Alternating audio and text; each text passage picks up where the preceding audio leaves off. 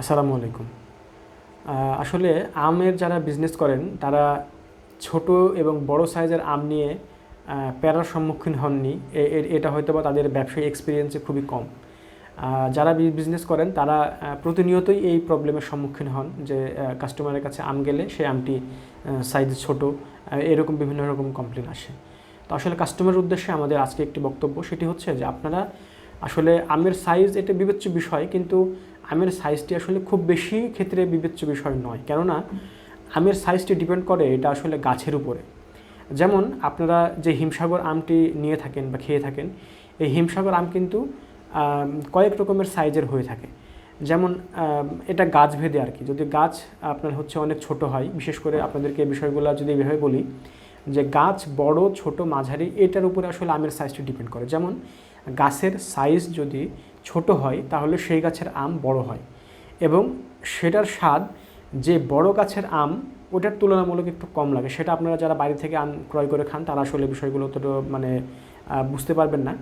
কিন্তু যেটা বড় গাছের আম সেটার কিন্তু সাইজটা অনেক ছোটো হয়।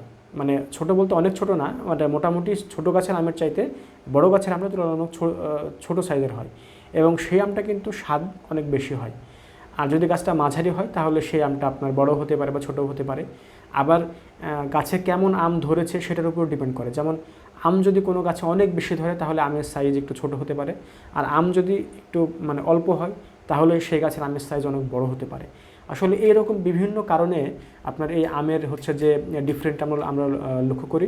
তবে আপনারা যদি ভালো আম মানে হচ্ছে যে নিতে চান তাহলে অবশ্যই বড় গাছের মাঝারি সাইজের আমটি নেবেন এবং সেটির স্বাদ সবসময় বেশি থাকবে। আপনারা যাদের কাছে আম অর্ডার করবেন বলবেন যে ভাই বড় গাছের আম যেন আমাদেরকে দেওয়া হয়, তারা যেন চেষ্টা করেন। এই আমটা যদি আপনি নিতে পারেন তাহলে দেখবেন যে আপনাদের আমের স্বাদ অনেক বেশি হবে।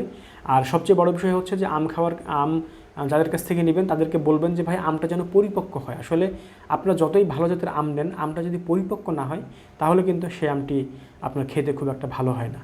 সেজন্য আপনারা চেষ্টা করবেন যে আমটাই আপনারা খান সেটা যেন পরিপক্ক হয় এবং গাছ থেকে মানে যেই গাছ থেকে আপনাদেরকে আম দেওয়া হবে সেই গাছে যেন বেশ কিছু আম গাছ থেকে পেকে পড়ে যায় বা গাছ থেকে মানে গাছে পাকা দেখা দিয়েছে আগে অনেক কিছু, মানে অনেকগুলো 5 কেজি বা 10 কেজি সেখান থেকে নামানো হয়েছে। সেই ধরনের গাছ থেকে যদি আপনাদের আম দেওয়া হয় তাহলে নিশ্চিত আপনাদের আম ইনশাআল্লাহ ভালো হবে। তো আপনারা যখন আম কিনবেন আপনাদের হচ্ছে যে বিক্রেতাদের কাছ থেকে এই বিষয়গুলো আপনি এনশিওর করে নেবেন, তাহলে আপনাদের আমটা আশা করি ভালো হবে। ধন্যবাদ।